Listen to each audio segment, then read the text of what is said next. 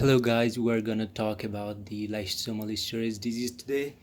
So lysosomal storage disease disease is a group of diseases that is due to the accumulation of sphingolipids and mucopolysaccharide.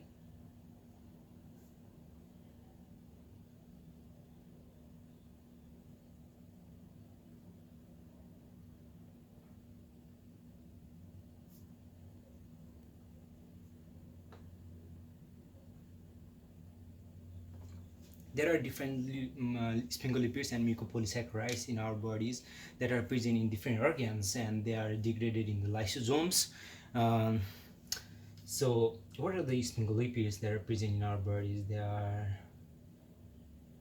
GM2, GM3,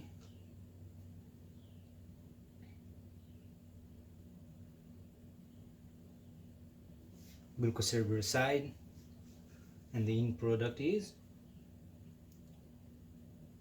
ceramide. Also we have sulfatase,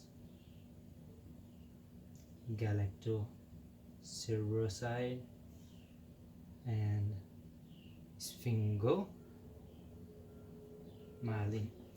Also we have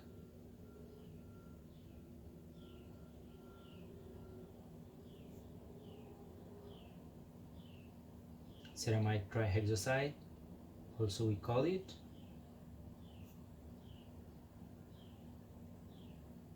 globotriacyl ceramide. So GM2 is gonna change into GM3, which is gonna change into glucocerebroside. Globotriacyl ceramide gonna change into glucocerebroside, and the end product is ceramide. Similarly, sulfatase is going to change into the galactocerebroside, ultimately to the ceramide from sphingomyelin too, right? So these these sphingolipids are going to change by the enzymes. They are called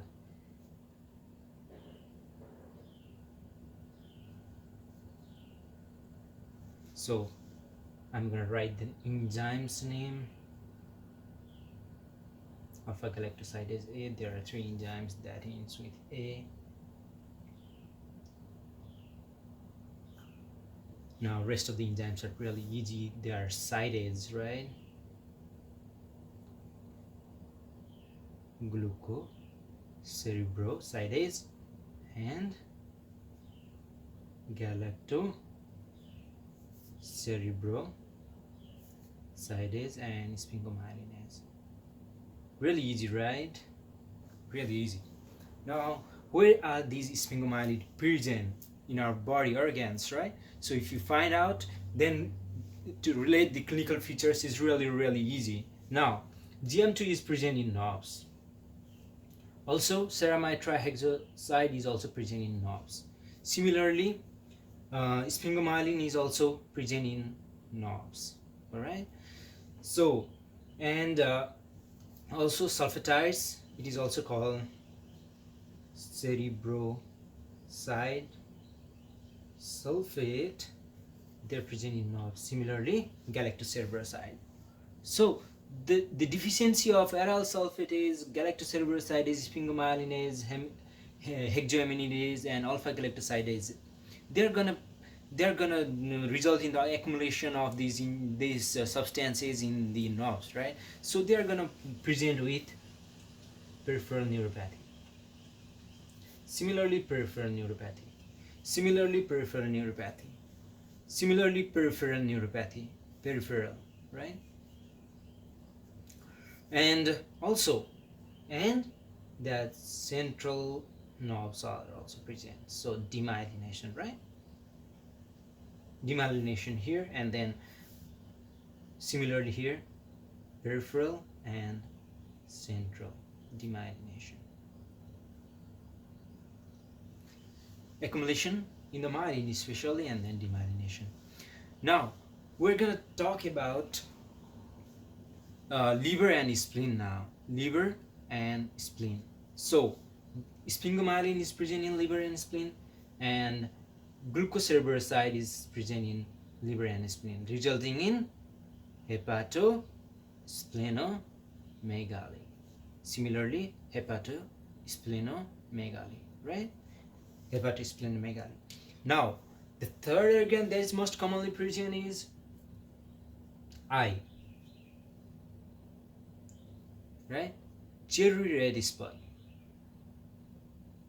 on macula, right?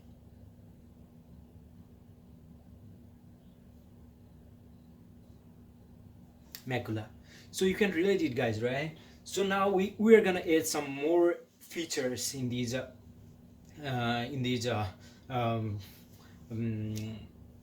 in these enzymatic process, and then we're gonna relate it with the disease later on. So it is also present in the ear, so resulting accumulation in hyperacusis. Similarly, tendons, let's say tendons, I'm not sure, but maybe nerves, resulting in hyperreflexia. Also, they are present in capillaries, causing angiokeratoma, and in late disease they are accumulating. They are gonna accumulate in heart and kidneys, resulting in renal failure and heart disease. They are also present in bone and bone marrow, resulting in bone crisis, avascular necrosis of femur, and pancytopenia due to accumulation in bone marrow, right? So they are also present in brain cells, resulting in dementia, and that's it. That's lysosomal storage disease, and we have to consider like 2 or 3 more things. Then we're done, and we have here globoid cells, and we have here Gaucher cells. So globoid cell is multinucleated giant cell that is present in the multinucleated giant cells that are present in the nerves along with demyelination. Gaucher cells are crumb tissue papers looking cells. They are due to the lipid-laden macrophages, right? With resemblance to tissue paper appearance, right? Now, sphingomyelin, so there are foam cells. So that's it. That's all about the lysosomal storage disease due to the accumulation of sphingolipidosis. Now we're gonna talk about their inheritance. So inheritance. This is X-linked recessive. So everything is autosomal recessive. Rest everything is autosomal recessive, right?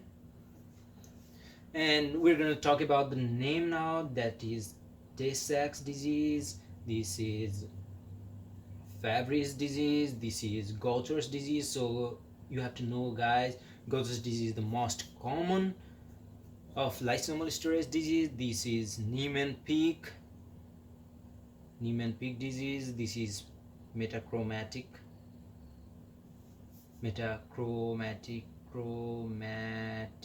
leukodystrophy, and this is Kraft's disease. All right, guys, you can relate it now. Thank you very much for listening to my videos. If you like it, please share it, and let me know how you feel about the video and the technique to remember the lysosomal storage disease. The next video is gonna be about the esterase of the mucopolysaccharides. So see you in the next video. Thank you.